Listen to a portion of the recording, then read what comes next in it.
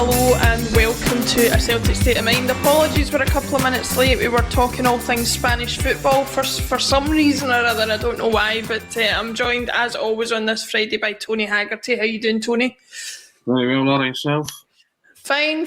And joining us for his appearance this month is Alan Morrison. How you doing, Alan? I'm all right. Thank you, Laura. Cheers. Yes, Alan appears on the Huddle Breakdown podcast, which you can also find everywhere that you can find good podcasts. If you're here, I'm sure you know how to work all the search engines and all that to find it, so keep an eye out for it. It's an interesting listen always.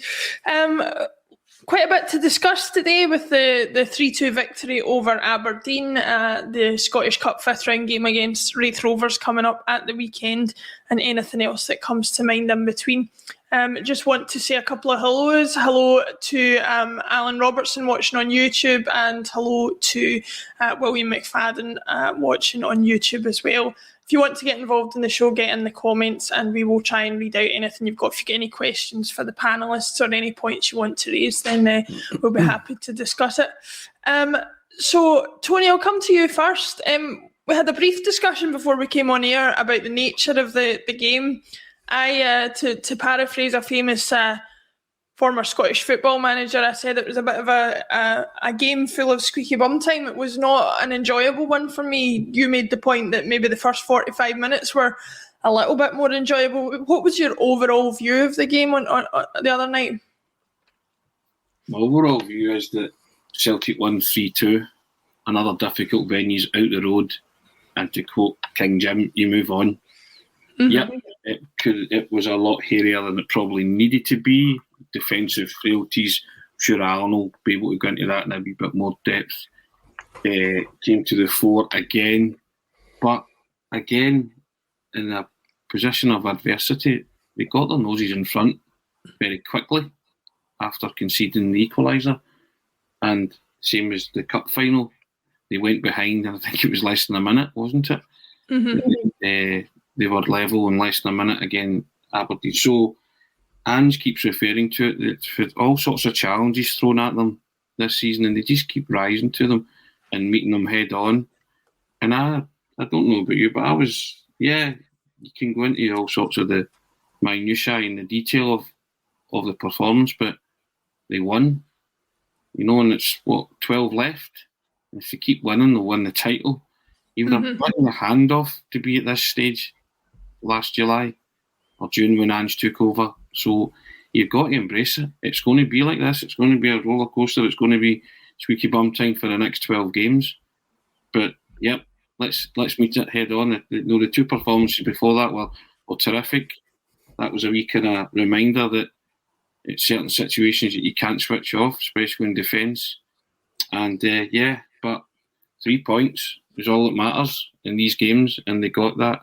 So I was delighted with the resilience and the character that they showed, as the manager alluded to as well after it. So, yeah, it's 12 to go. It's going to be torture. It's going to be absolute torture with a dozen to go. But tell you what, we'll embrace it. We'll see where it takes us.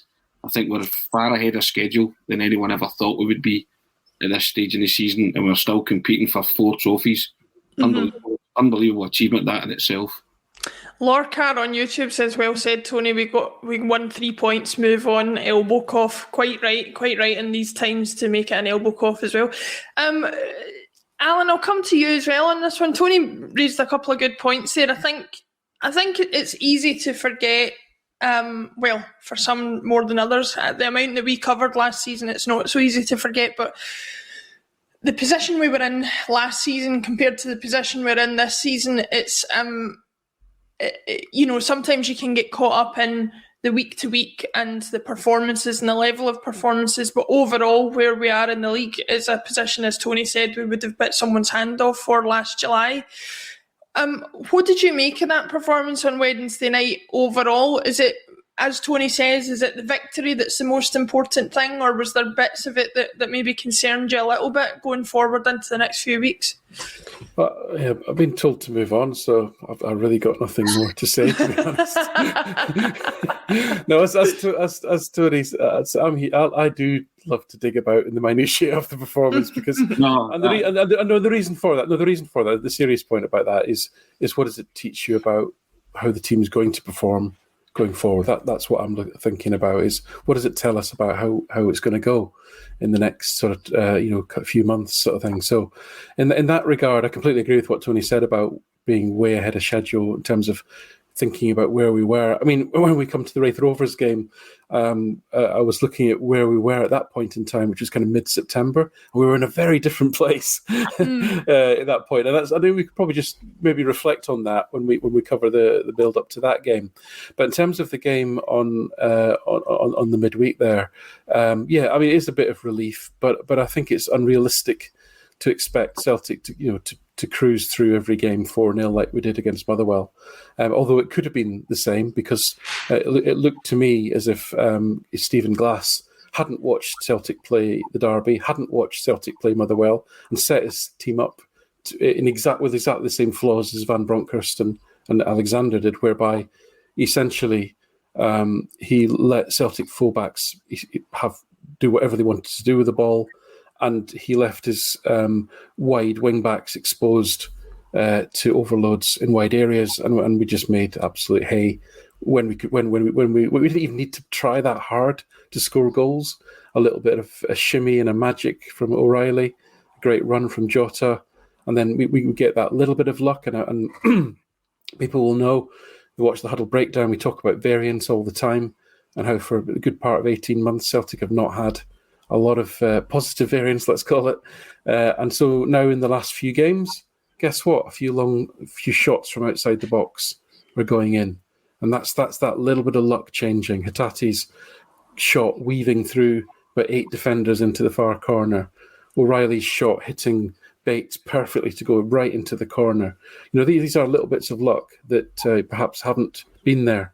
But it's funny how when the confidence is high and the team believes in itself, the luckier you get as well. So there's a bit of that to it also. So I think it's all good. I'm not feeling guilty about the positive variance.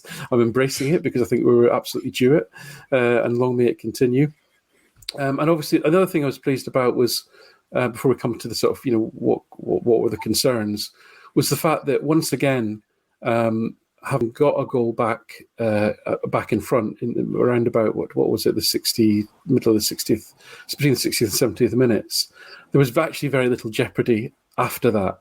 And I think what I'm learning about this team is there's no doubt that the way that Ange wants Celtic to play is a very difficult and demanding style for the players, not only around the decisions they have to make in terms of their positioning on the pitch, because he's looking for players to create these overload situations, and that requires players to think about where they are on the pitch, and do I invert, do I go pull wide, do I come inside, is it an overlapping run or an underlapping run? These are all difficult decisions, right, that people have got to make on the hoof, and it's physically demanding because he wants them to press high, and we know that the team has had huge issues with injury, and players are all different levels of coming back from injury.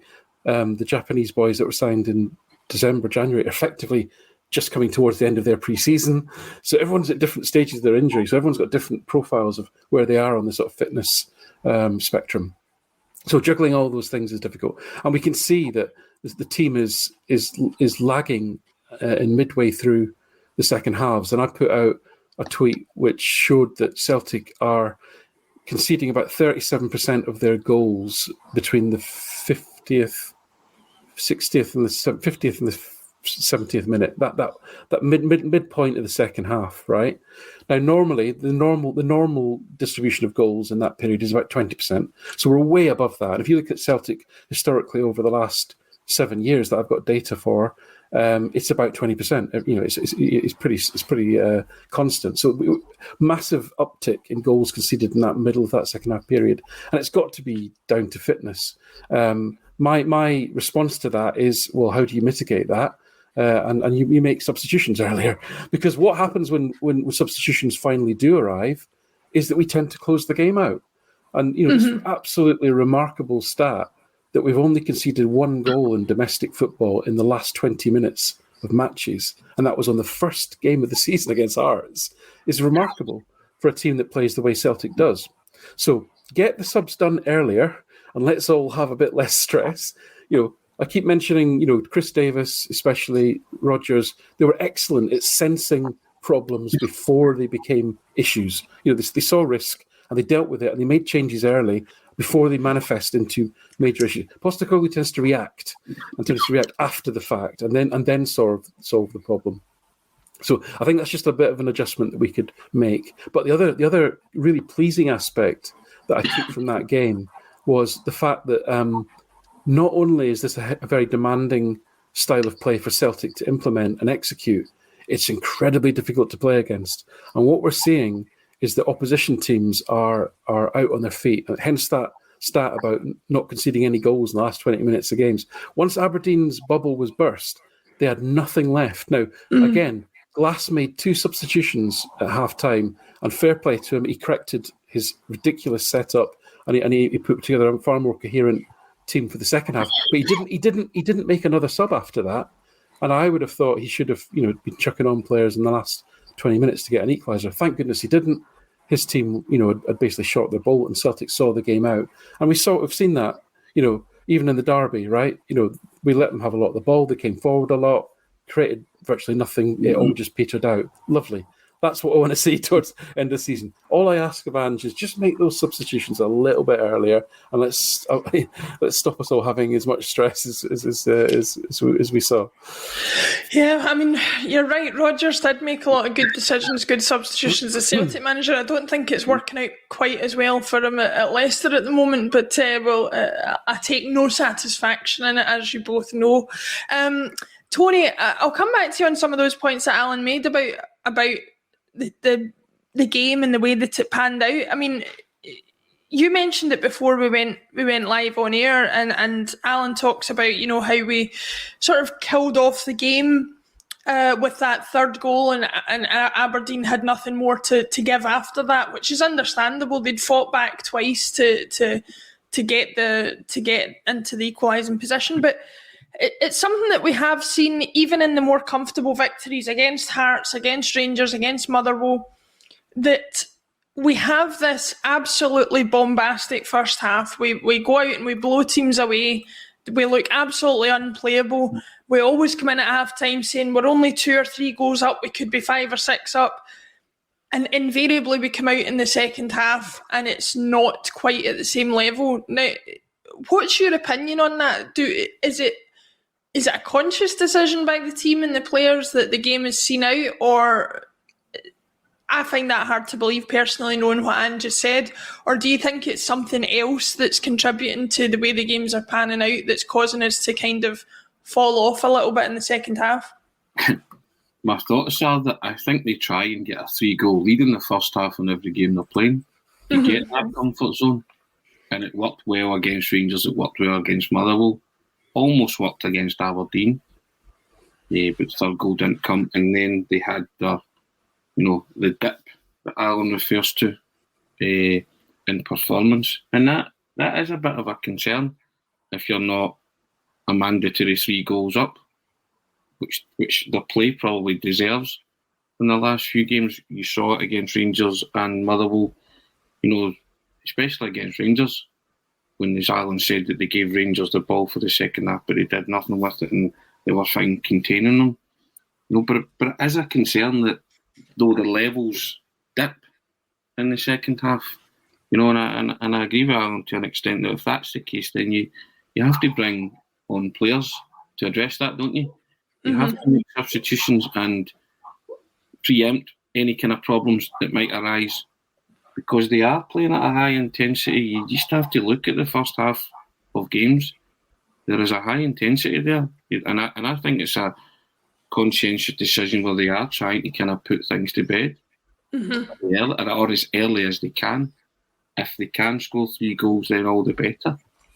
But they are creating a lot of chances in the first half of games. Obviously, the second half is maybe not as hell for leather.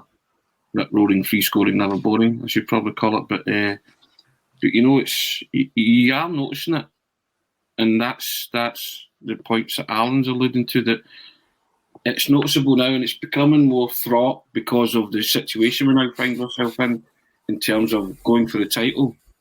So that kind of drop off in the second half, to quote Jim, that's going to lead to heart attack football, isn't it? As a supporter, you're going to be watching it through splayed fingers at times. But I'm loath to criticise them in any way. I just thought the goals that they lost the other night were pretty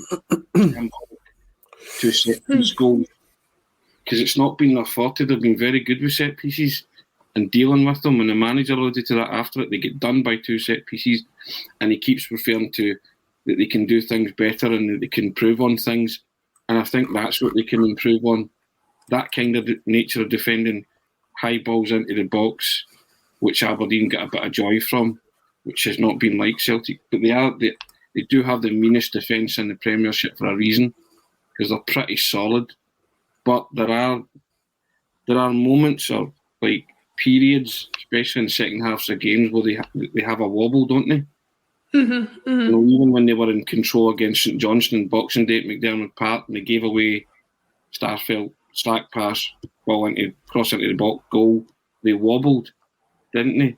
And it was just so fortunate that they were going ahead and then got a third, made it easy. But that propensity to wobble is something, I think, as Alan says, when that's happening, you've got to preempt that problem and put on fresher players and combat it if you think it is going to happen. And at this moment in time, as much as they're playing some lovely football first half, getting themselves into commanding leads and commanding positions, it's still there. It's not the full 90 that they're going for at that kind of pace and that kind of level. I know it's hard to keep those levels up, but you are noticing that 60, 70 minutes there's a kind of tapering off, and depending on what the score is at that point, it can cost you. It nearly cost Celtic the other night. That's maybe the warning shot over the bow that you have to address it. Yeah. John Curl on YouTube, John Curry, on YouTube, bringing in some positivity. We've beaten Aberdeen 3 times in the league this season. Rangers have drawn against them twice so far. That's a fair point. And a little comment from Snick67 on Twitch says, I like these wee crossovers. Love Big Alan's stats mixed with the eye test or whatever you call it watching a game now. So that is definitely the 2 sides of the coin that we get on this show. These things are the criticism, Laura. Both Alan and I are making observations. We're not criticising the team. It's observations. Alan's is based on, mine is based on the eye test, and Alan's is based on stats and data. So it's, we're not having a pop here. We're just noticing things. I'm still trying to process Big Alan, to be honest. I've no idea what that alludes to. Do you know, it's something, Alan, I've spoken to you a bunch of times. I said this to Tony when I first met him in the flesh. I don't know if any of you are tall or short or what height you are. We just need to wait and find out, because I've only ever seen everybody in a sitting position, so we'll see when we do meet in the flesh one day. A quarter of an inch under 6 foot. I get the funny a lot, but it's just because of the big ball face on the screen. I love a ball face. Alan,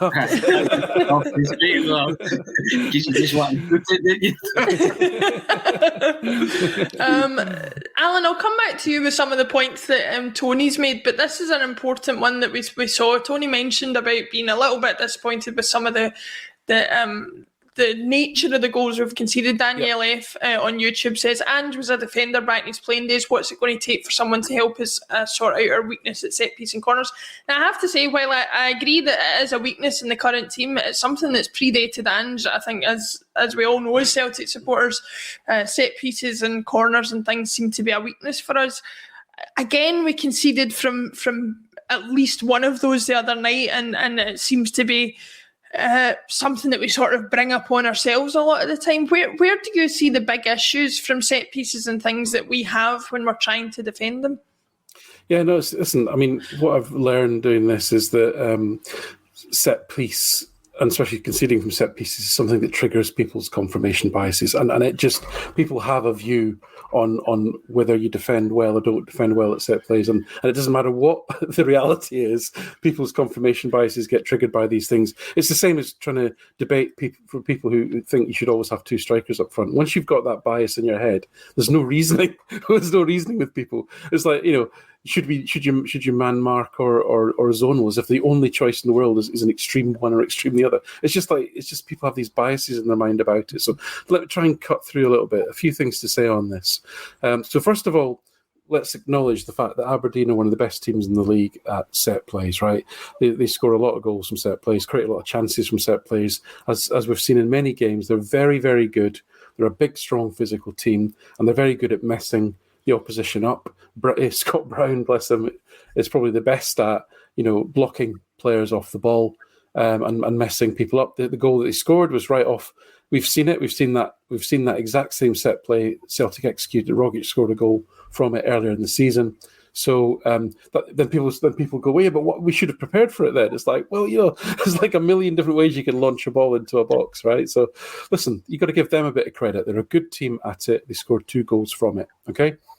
Second thing is, we're not a big team, right? And it looks like it's not something that Postecoglou is going to prioritise. He's not going to insist on having, like O'Neill did, a spine of at least 5 players that are big physical units in the side. Okay, so what's going to happen on occasion, okay, is you're going to get matchups like what happened with the second goal, where Ferguson is matched up to wee Greg Taylor. Now Greg Taylor's not bad in the air for a wee lad. But, occasionally someone who's about half a foot taller than him is going to beat him in the air. It's like, it will happen. And with a good delivery as well. As soon as the ball went in, I thought, oh, fuck. Because I just saw it was like it was just a good quality cross, right? Is that because he's Big Lewis, Al? Yeah, he is Big Lewis. Big Lewis. Yeah. And, Lewis Ferguson plays his best football when he's not moving. He's good at jumping from a standing start. He's good at taking penalties, and he's good at falling over when anyone comes near him. Other than that, if it involves moving or any sort of motor skills, he's rubbish. But when you ask him not to move, he's absolutely a great footballer. So listen, there was a mismatch there because because of the players we've got. Starfelt, Taylor, Ralston, who are both decent in the air for wee guys, but they're going to be marking much bigger physical players. So I think sometimes you just got to say they're good at free set pieces, they executed well, and we don't necessarily have built a team to defend these things in terms of just sheer height when it's a good ball. Having said all that, you want to learn from it, you want to improve. Now, what I will say, and I'm going to write something on the Celtic by Numbers site over the weekend on this, because it looks like I'll be stuck in this room for another few days isolating, and I've got nothing else better to do, is I looked at, what is the expected goals that we're conceding from set plays this season. And if you look at the last, I've got data for the last 5 seasons, and it was pretty consistent over the first 3 of those.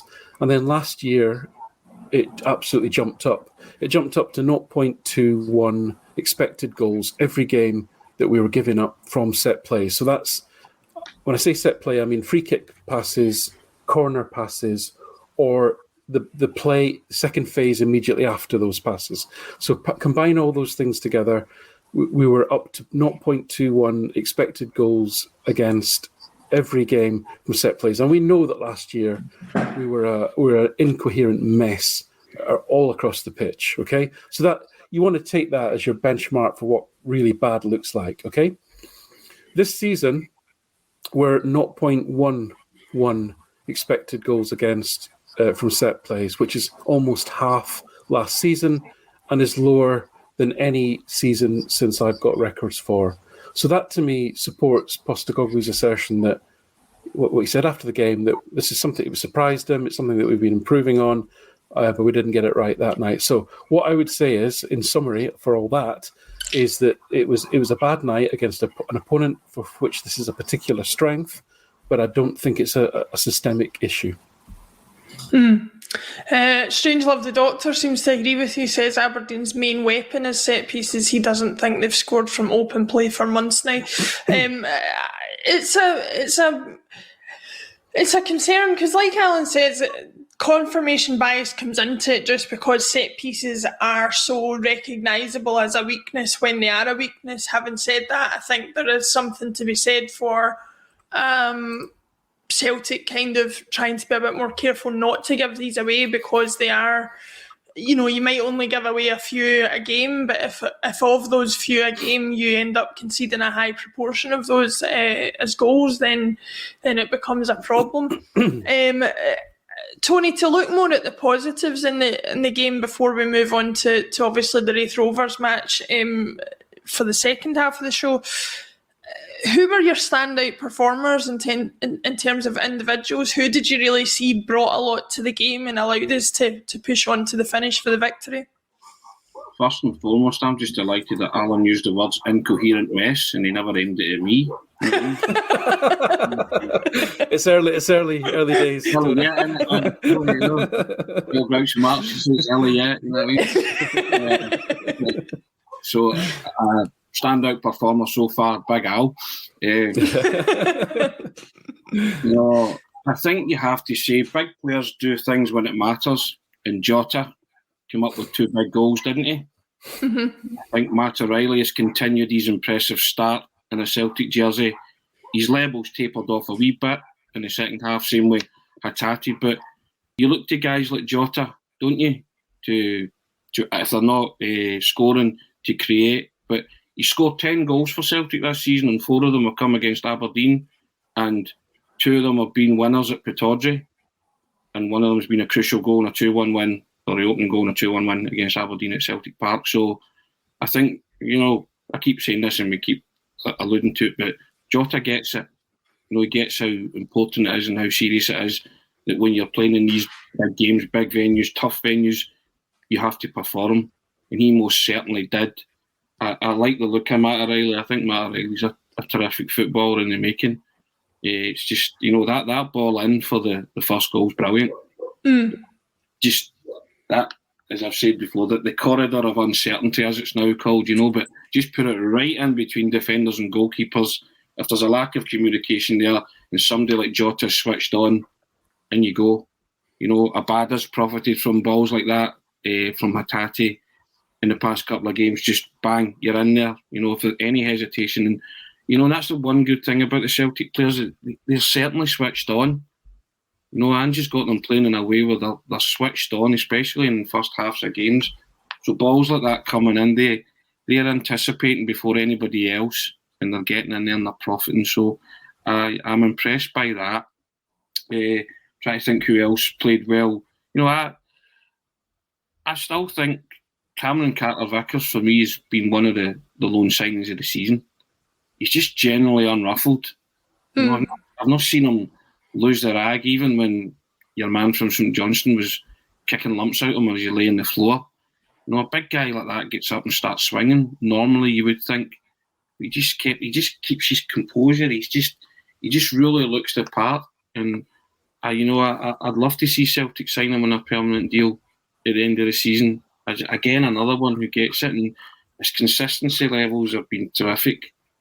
And then people can say I should maybe be a wee bit more dominant in the air, but again, that's Alan going back to your bias at set pieces and stuff like that. But to me, he's been particularly dominant. I've not seen any centre forward dominate since he came at all, and he just looks every inch a defender, and a quality one at that.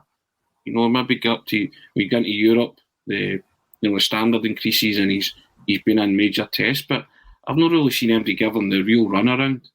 And I think he's settled, he's happy, and there's a lot to be said for that. And he really is. He's an 8 or 9 out of 10 performer every other week. Joe Hart as well. Joe Hart's been terrific. Although he dug the ball out the net twice, 3 times actually.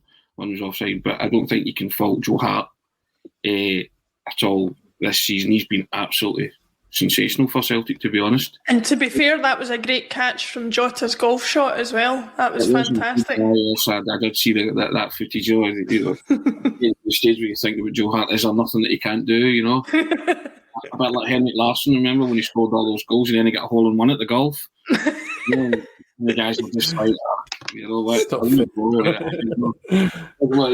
In the words of Billy Connolly when he was singing the Super Grand song, is there nothing that she can't do, you know? Is there nothing that they can't do, you know? So, so I just think we've got a lot of players who are hitting the mark at the minute. You know, Abada as well. Abada took a right sore by the way, from Bates the other night. Yeah. I question whether that was a red. I don't know if you thought that yourself, but no attempt to play the ball. Yeah, I think the fact that it looks like a to the referee, it looks like a genuine attempt to play the ball, and it's not like an unnaturally high angle that he comes in. I think saves him in that regard. He has clattered into him, and it's it's a sore one. Yeah, definitely. Nasty, you know, he knew it. He knew it was. Yeah. So Abada's been, stepping up to the plate as well. So we've got players all over the park, and Tom Logic. That display against Motherwell was just, honest to God, even the nonchalance of the other lack of celebration, the nonchalance when he stuck that into the top corner, as if it's what I do. Yeah. Why are you surprised? Crowd's going mental, and he's just like. When you give me the freedom of the park and nobody bothers to close me down, I'm just going to stick at the top corner. I'll stick at the top corner and discuss the options later. What you want me to do with it, Yeah. And he was really annoyed at himself that he hit the post in the second half for the hat trick. So, but he played as if he was a guy that hadn't even been away in international duty. And we'll touch on come to the Raith game, but I would actually like to see O'Reilly and Rogic in the same starting team. We beat on Holden and just go and run riot. Wow, that's an exciting prospect. Speaking of O'Reilly, Alex Shunde on YouTube says, enjoy O'Reilly, he'll be a huge transfer out within 2 years. My fear is that might be the case with more than just O'Reilly, but we will enjoy him while he's here. I have to say I totally agree with your assessment of most of the players there. I think Rogic, if you had asked me a year ago, would I be excited to see Rogic coming back from international duty and back into the team, I'd have said, what are you talking about? But here we are. I've had the pleasure of watching the last few games with my brother-in-law, who's a Rangers supporter, and to be fair to him, I don't pay a lot of attention to Rangers and what they do week to week and what their players are doing individually week to week, but it's interesting to have him sitting there comparing what we have and what our strengths are compared to what their strengths are, or their lack thereof at the moment. And he was kind of saying, that, you've got players like Rogic, you've got players like O'Reilly, you've got players like Kyogo before he got injured, who you just know are going to make a difference when they're on the pitch, and it's something that you can't always rely on. Certainly not something we could rely on last season anyway. Even if we had a stronger bench last season, there was nobody on the bench that you thought could come on and make a change, whereas we're in the fortunate position, or not so fortunate position, but through the hard work of Ange and the team, having a team where we have players on the pitch we think we can make a difference. We have players on the bench who come on and can make a difference as well, and it's a great position to be in. Alan, Tony mentioned Cameron Carter-Vickers, Tom Rogic, Matt O'Reilly, Abada. Are you in agreement with those choices as the kind of standout performers of the last few games, or is there anybody else you would like to give a special mention to? No, I think actually, the data supports very well Tony's eye test in terms of that game. Absolutely spot on. The only other one I would chuck in for a wee mention that you didn't mention specifically against Aberdeen is Greg Taylor, who similar to in the derby, did a power of work defensively. A lot of it probably bits and pieces, but it all accumulates during a game. And he actually put in a really good performance defensively, which he had done in the derby. He didn't really contribute a lot in an attacking sense, but then again, the fullbacks in the last few games, Motherwell, the derby game, and then first half against Aberdeen, have not had to get forward a lot. They've just been there to get the ball through the lines, and they've been given ample time to do that and then defend when they've had to. So, I would definitely shout out to Taylor. But otherwise, what you said about Carter-Vickers, I can't really add too much to. I mean, his numbers are fantastic. He's right up there with the best centre-backs we've had since I've captured the data. And so that gives you that's a peer group of Van Dijk, Julian, Ayer. That's the sort of and Carter-Vickers is up there with those three as being in the premier centre backs that we've had in recent times. Absolutely, And the fact is that every single game, he's just so consistent. He's a little bit of the antithesis to Starfelt in the sense that everything Carter Vickers does is understated, unflustered, with an economy of effort and movement, as opposed to Starfelt, who literally falls over trying to pass the ball. He's just a complete contrast in physical styles, really. But anyway, don't want to go down that rabbit hole. Otherwise, in terms of the team hitting form, yeah, I mean, O'Reilly to me is just an absolute dream of a footballer. Is if you look at the little things, the little touches, his ability to control difficult balls under huge pressure, which is very sort of Roderick-esque, I suppose. But the thing that he perhaps does that people may not have picked up upon because it's very understated is his defensive work. Because he doesn't run around the pitch flying into people like Ryan Christie used to do. He nicks the ball from people because his anticipation is so good. He sees the body angle of the opponent. He sees where the ball is, and his brain works so quickly. He can just nick the ball without really seeming like he's tackled anyone, and he sort of burgles it. And it's not particularly obvious. Doesn't particularly stand out. It's like a crunching tackle that the fans love.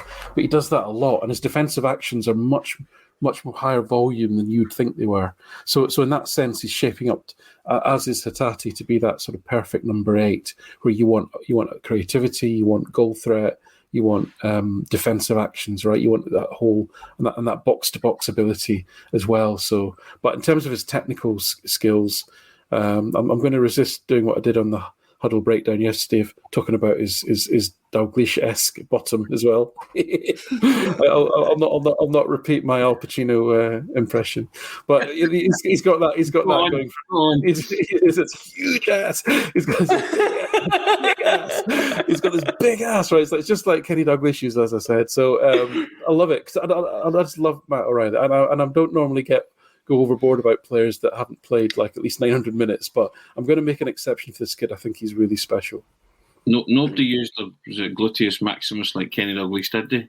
Nobody, and nobody I've seen in world football before. I'll give you one now. I obviously didn't see Kenny Dalglish in his prime, but I tell you, John McGinn can back it up. John McGinn is the nearest. Yeah. Maybe that I've seen that he uses that part of his anatomy to shield the football well, but I agree with Alan about O'Reilly.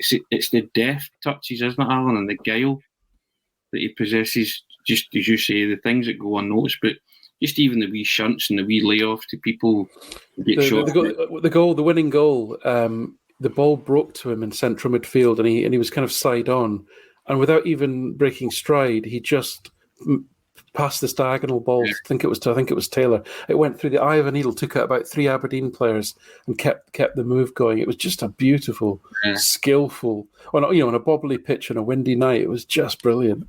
Yeah, and you see your bias kicks in with Taylor, because most people will remember Taylor for being beat by Big Lewis for the header the other night. They won't have watched or noticed anything else, because that'll have clouded their judgment about his performance. No, he did a power of work. And that's defensively. I thought he was terrific against Rangers and Motherwell. Oh yeah, he was. Yeah. It was his pass that set up the opening goal against Motherwell. The one Hatate, and it's just opened the whole field out. Those kind of moments. So yeah, agree. No, I think I've got to come in here and say both of you know, and certainly everybody watching the show know. I'm probably one of Greg Taylor's biggest critics. I think personally still believe that in terms of the quality that we've managed to bring in under Ange and the quality that we have in the squad now, he still remains one of the weaker links who I think in time will be replaced. But I can't disagree. I think his performances these last stretch of 4 or 5 matches in particular have been outstanding. Some of his best in a Celtic shirt, I would say, particularly against Rangers. I thought he was really excellent. And I think it's a sign of a good professional that he is able to raise his game to match those around him. Perhaps he hasn't been challenged enough by previous management, previous players around him, and he's needed that little bit extra sort of motivation or inspiration from those around him to raise his game, and he's certainly doing that. Sorry, Alan, on you go. Sorry, Laura. No, just on Taylor. I think we can simultaneously agree, which is acknowledge the fact he's playing absolutely brilliantly at the moment, and make the point that I suspect he's not the long-term solution to that. And the reason I say that is you've got to absolutely love the kid's attitude, right? In fact, even when he wasn't playing well, I see a player that wants to improve and wants to be the best footballer he can be. I've always thought that about Greg Taylor.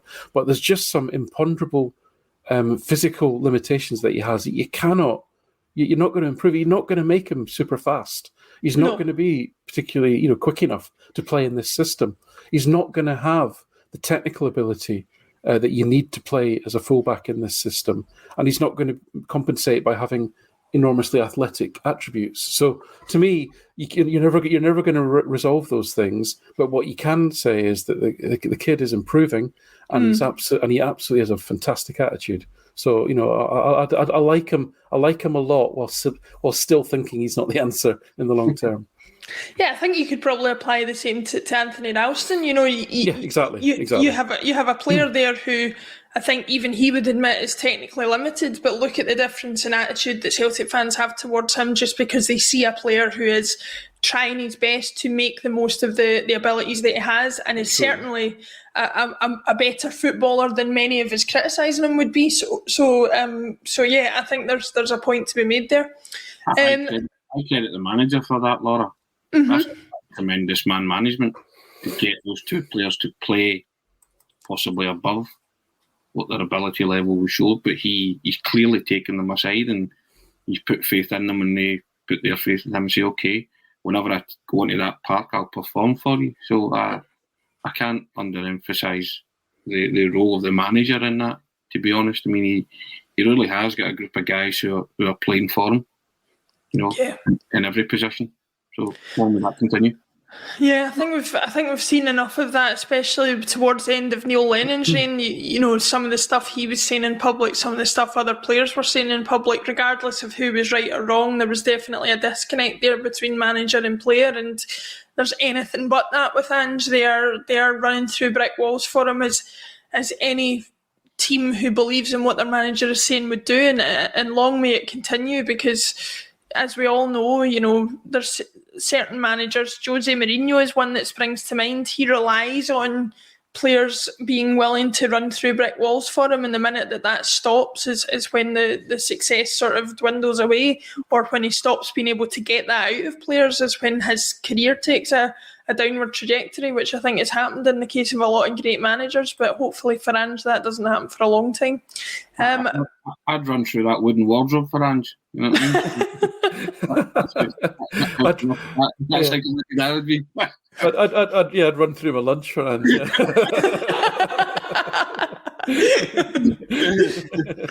I'm not going to say what I'd run through for Ange. I think he's summed it up pretty well there. But we'll move on to the next tie that Celtic are involved in. It's Celtic Raith Rovers this weekend in the 5th round of the Scottish Cup, which, as always, will be covered live here on ACSOM. So get subscribed and get your notifications on to be made aware when we go live. Ryan Kelly pretty much brings up the question that we're going to ask. I'd play a good mix of regular and probably some second choice players for Raith on Sunday, as long as it's a strong enough team to win the game.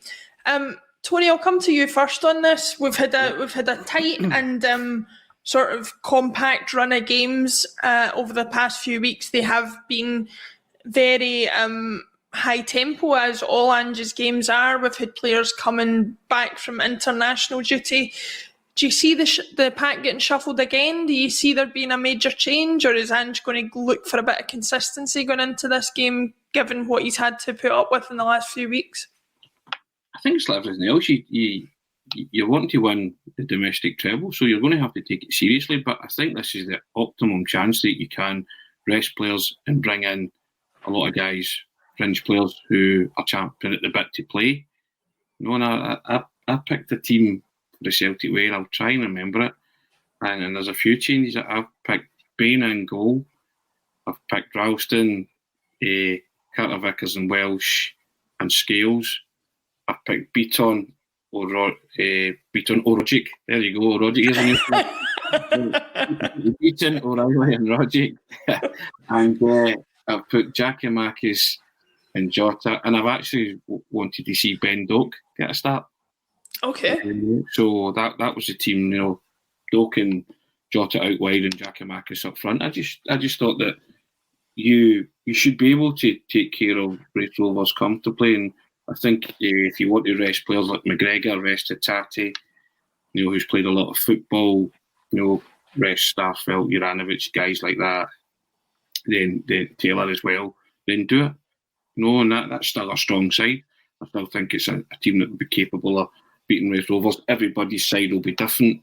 They'll pick a different 11, but when you're asked to nail your colour to the mast and pick an 11, then that's what come up. But I think the Ben Doak one is interesting to me. I'd like to see a little bit more of the boy, and I think if you set him out with Giakoumakis and Jota, you could feel, confident that they could maybe talk him through it and help him through it and stuff. And with the midfielders, when I'm making up names of players, you know what I mean? So that's wonderful. But yeah, I'd like to say that I just want to see Roderick and O'Reilly play together. I think that'd be very creative, and I think that would help somebody like Ben Doak, because I think they could utilise his pace by playing that kind of deft and guile through ball to him. And the romance of the cup and all that, 16-year-old boy, go and write some headlines. That's the way I would approach it. That's what I would do if I was Ange. I can never second guess him. A couple of things I've been asked to get the name the team, and I've got it spot on, but I just put that down to luck. I was woefully wrong against Oliver, but nobody would have picked that team against Oliver. So I'll ask Alan about the Ben Doak thing in a second, but I wanted to come back to you on another selection that you made there, Tony, before I do that. Stephen Welsh at the back, this is a perfect opportunity for him to come in. Do you think he's got grounds to be a little bit frustrated at the fact he's not had more opportunities so far this season? I mean, we've touched on, that perhaps Starfelt remains a little bit of a weak link, even though I have to say his performances have improved greatly since the start of the season. Do you think Stephen Welsh might be sitting there thinking he deserved a bit more of an opportunity, or do you think there's time for that to come? Cameron Carter-Vickers and Carol Starfelt are the best defence in the Scottish Premiership. Conceded the least amount of goals. And again, your bias kicks in, as Alan keeps saying about the likes of Starfelt. Yeah, he looks cumbersome when he trips over sometimes, but see, he's a defender. I think he can defend. He's pretty rugged. And I think he's taken the lead off Cameron Carter-Vickers, because the two of them have dovetailed quite nicely recently. And not really looked under any real pressure. So, Carol Starfelt is coming on again for me. I was maybe vocal, not so much criticising, but I just thought he could maybe do a bit more or be a bit more rugged. And I think he has been in the past few performances that I've seen. So if you're having a go at Starfelt, then, and I don't know if Alan's stats will bear this out, but to me, he's pretty consistent. He's just as consistent as his defensive partner. Not as consistent, but he should be up there. But Alan will let me know the stats on that. But so why would you break up that pairing when they're doing well? Welsh is just one of those guys. Yeah, it's unfortunate, but it's his time will come. He's got youth on his side. But again, you throw into the mix as well. I think Saturday's an ideal time to get Julian some game time too. I wouldn't want to start him because I wouldn't want that burden of pressure on him. But I think if you can give him a half or at least 35, 40 minutes, then just to get him used to kicking the ball about on the grass again in that kind of match situation, I think all these things will be in the manager's mind. Yeah, I think that's a fair point. AGSC Tech says Starfelt's being compared against Van Dijk and Denier, who are both world-class centre-backs. Starfelt doesn't need to be world-class, he just needs to be good. I think I made a similar point a few weeks ago. I think sometimes I feel as though a centre-back just needs to do his job to the point where you don't even notice him, and that's a good centre-back to me, and I think Starfelt for a lot of the time has done that. So he's certainly coming on to a game, and that's all fair points. Alan, I'll come to you. What kind of team do you see as fielding against Raith Rovers? Is this an opportunity for Ange to rest players, or is this an opportunity for him to keep the consistency of selection and keep the winning habit that people like to talk about so often? Oh, Alan, I think you're muted. Sorry, because I've been coughing away here. Listen, this is the opportunity to get game time into the legs of players that need it, whilst keeping momentum and having a good enough team on the pitch to win the game. That's to me would be the kind of mindset, the mission statement for this game. I mean, Raith Rovers are not in a good place, right? I don't mean Fife. I mean, they went on a great run. I think they were like 13 games undefeated up to the beginning of middle of December, and they've gone 9 league games without a win. In fact, their only win in that period was against Darren O'Day. I mean, Banks O'Dea, not Darren O'Day. Banks O'Dea in the Scottish Cup. It's been their only victory since a win against Kilmarnock on the 11th of December. So this is not a team in good form. When we played them in the League Cup back in September, they did the park the bus thing. It was a very low block, a 4 and a 5 and a lone striker, and they just sat in. And there's no reason to think that they're going to do any different this time. So what that says to me is that a player like, for example, James McCarthy, who did play in that game, is utterly redundant. It's just a waste of a shirt. So you need to put a little bit more attacking threat on the pitch. So having said all that, I agree that Bain needs to play on the basis that you might need to call on him at any time. So he needs a bit of game time. Ralston is likely to be the only sort of fit right back, so he plays. I would actually go with Welsh and Julian because again, you're gonna need Welsh at some point, and he needs some games. Julian, I can't see another gap in the calendar when he's ever going to be able to start a game. They're going to be playing a very low block. For him, it's going to be about mainly recovering balls, and then moving it forward, and then some set piece threat. It should be a good game to get him back in the saddle in that regard. At left back, Taylor's put in a hell of a shift in hard games recently, so I'd bring Scales in. I'd have Bit on as the sitting player, and then the two, I'd bring Rogic back in because he didn't play much the other night, and I'd keep Haggerty in because Haggerty hasn't played 90 minutes yet, and is essentially, as I keep saying, if you think about it logically, he's coming to the end of his pre-season. He stopped playing at the beginning of December. We're now sort of halfway through January. He should be just getting up to peak fitness for the rest of the season. So I'd get 90 minutes into Hatate's legs. And then on the right, I would put Forrest in because Forrest desperately needs, to get minutes into his legs as well. I would play Giacomakis and I would play Maeda on the left for the same reasons I'd play Haggerty. Maeda's not played that many minutes for Celtic. He's flown halfway around the world. He's essentially coming to the end of his pre-season. He could do with another good 90 minutes in his belt. So that would be my team and the reason for it. That's an interesting one. One thing I'll say about Haggerty, I get your point about the 90 minutes, but my opinion was the other night it was the first game I saw him slightly off the boil against Aberdeen, maybe not having the impact that he has had in previous games.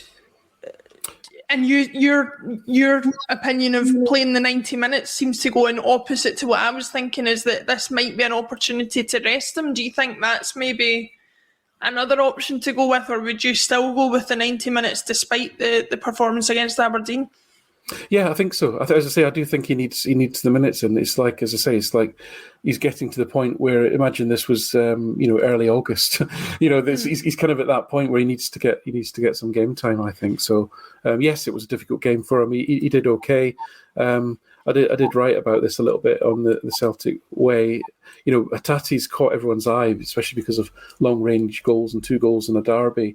But that tends to, again, perception bias has kind of kicked in because of that in terms of him. He's actually done okay. His underlying numbers are not as amazing as you might think they are. And that's not a criticism. That's not a criticism. I'm just stating a fact.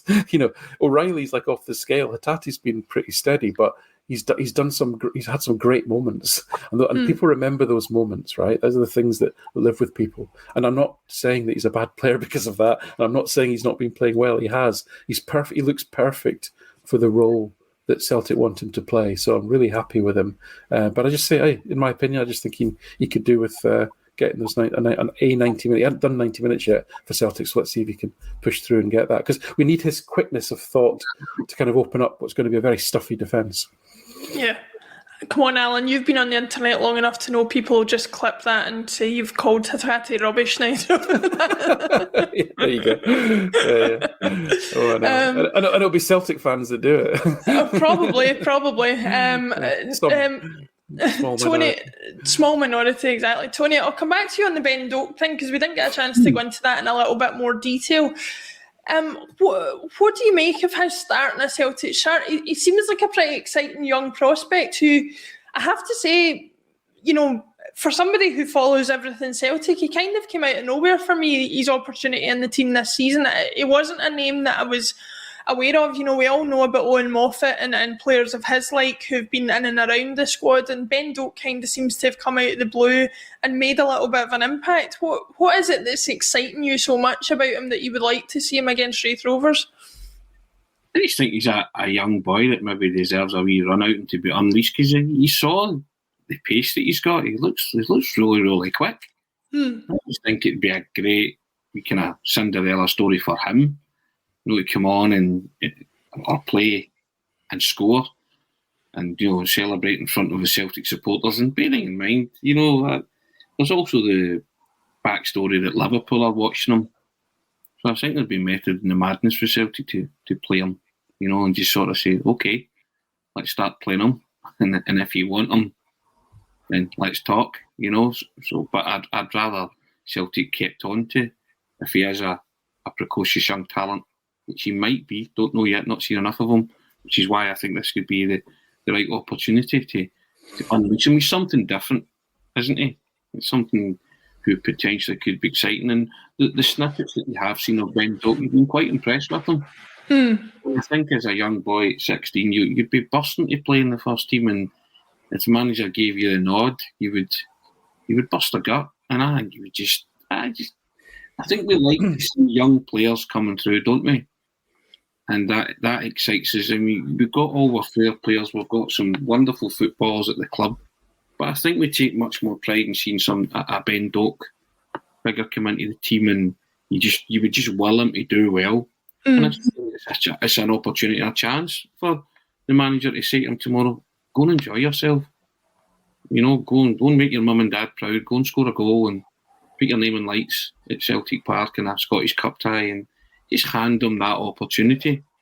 And I think because of, as Alan said, Raith Rovers, they're in a bit of, their form's not great, the backstory with them leading up to this, so I just think that if Celtic are going to give a chance to someone like Ben Doak, then a game like this would be worth your while. And also let him see what he can do for 90 minutes. Because the boy's fast. I want to see him. You know what I mean? We've watched him and we think he's fast.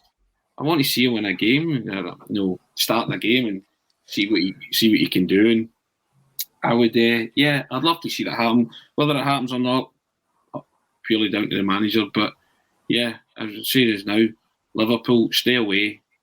We want to see more of this boy, and for a couple of years yet, and then when you come up with a decent figure, we'll maybe talk. A precocious young talent breaking through at Celtic and heading to Liverpool for the big time. Where have we heard that one before, Tony? I wonder. Alan, I'll come back to you on this one as well. I've put the question rather excitedly to Kevin the night that we watched the Rangers match and did the match coverage for ACSOM. We're going into this Scottish Cup tie against Raith Rovers, who, with all due respect, if we have any intentions on winning the trophy, we have to assume that we'll get past. We've secured the League Cup. We're doing well in the league. Is it too early to start talking about trebles again, or what do you think? Is that a bit presumptuous, do you think? Not to put you in the spot, Alan. Yeah. Predictions and getting ahead of ourselves is not really my strong point usually. Well, probably, true. I'll kind of take the data as I get it, sort of thing. So, listen, what I have said consistently And what I picked up from Ange very early is that he will be telling that team they can win every single game they play. So when it comes to Europa Conference, for example, I don't care if we get drawn against Roma or Marseille or Tottenham, I don't remember who's still in the damn thing. He will be expecting or telling those players that we're in this to win it. We're in it to win every competition, and I'm absolutely convinced about that. And I think that's the way that we'll play. So, as I say, there will be a lot of changes, but it's a big squad and people need game time, and but the attitude will be. We're going to win. We're going to win. There's none of this. It doesn't really matter. We're thinking about Thursday. None of that attitude will be allowed. I don't think anywhere near the squad. It'll be every game is there to be won, and I think that's. I think I love that. It's refreshing to me. I've always felt, I absolutely despair, especially in England, when you see fans of these so-called big clubs saying, I hope we play the kids in the League Cup and all this sort of thing. And whilst I agree with Tony, you do want to see young players play. I want to see us win every single game. I want us to compete for every single trophy that we enter. And I'm kind of old-fashioned like that. Well, thanks very much for both of your time today. Thanks to everybody in the chat. Don't forget, we are back for the match coverage this weekend against Raith Rovers. As always, you can find Tony doing what he does best, writing what he wrote on the Celtic Way. You can subscribe to that. They've been sponsors of the channel previously, and you can see his output there. You can follow Alan at Celtic by Numbers on Twitter, where he shares a lot of his stats, and you can catch him on the Huddle Breakdown podcast, which, Alan, I have to say, took on a little bit of a different meaning last season. I think the Huddle Breakdown compared to what the meaning of the name is this season, but it's a lot more positive than the connotations than I think it was last season. But it's a great show for anybody who's interested in the stats side of the game. Thanks, Tony. Thanks, Alan. Thanks, everybody, for watching. We will see you again very soon on A Celtic State of Mind.